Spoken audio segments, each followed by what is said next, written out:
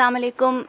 हम आज जिस टॉपिक को डिस्कस करेंगे वो है बायोडाइवर्सिटी। बायोडाइवर्सिटी एक्चुअली एक ऐसी टर्म है जिसको हम पूरी अर्थ पे किसी भी जगह पे एक बहुत लार्ज अमाउंट में वैरायटी, लाइफ की वैरायटी को डिस्कस करने के लिए यूज़ करते हैं। मतलब ये कि पूरी अर्थ पे बहुत सारी वैरायटी मौजूद है लाइफ की, जैसे वो माइक्रोब्स हैं, प्लांट्स हैं, एनिमल्स हैं, ह्यूमन बींग्स हैं। किसी भी सूरत में लाइफ मौजूद है तो वो उसकी जितनी भी वैरायटी मौजूद है उस सबको हम बायोडाइवर्सिटी कहते हैं। और हमें इसके नाम से भी जैसे पता चल रहा है, bio means life and diversity means variety. मतलब एक चीज़ का बहुत ज़्यादा होना, डिफरेंट फॉर्म्स में होना, उसकी डिफरेंट शक्लों में मौजूद होना, वैरायटी या डाइवर्सिटी।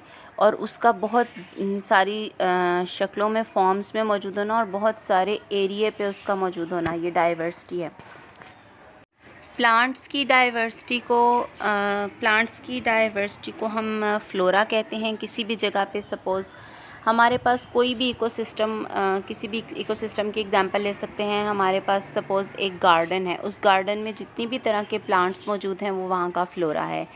इसी तरह किसी जैसे एक पॉन्ड है, उसके अंदर जितनी भी किस्म के एनिमल्स हैं वो सब के सब वहाँ का फाना है।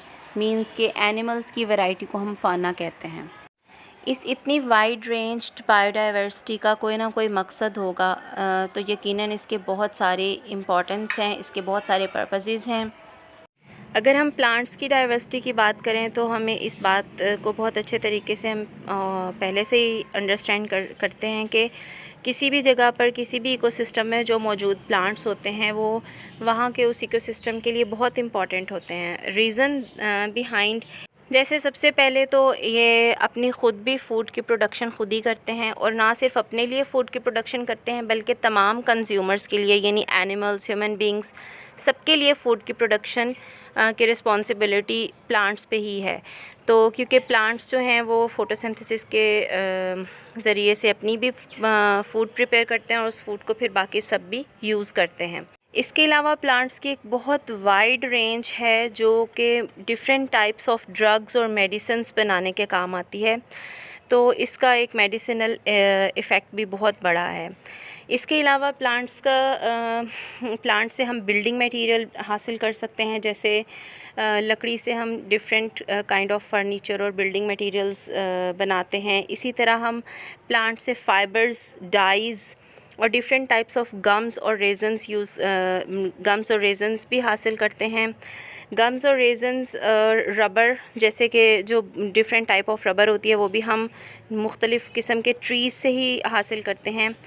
ऑयल हम बहुत सारे, जैसे वेजिटेबल ऑयल, जैसे हम अपनी कुकिंग के लिए भी यूज़ करते हैं और उसके अलावा डिफरेंट पर्पसेस के लिए यूज़ करते हैं। तो इसके अलावा और भी बहुत सारे यूजेस हैं प्लांट्स के। सो प्लांट्स की डाइवर्सिटी एक बहुत वाइड रेंज में बहुत यूज़फुल है।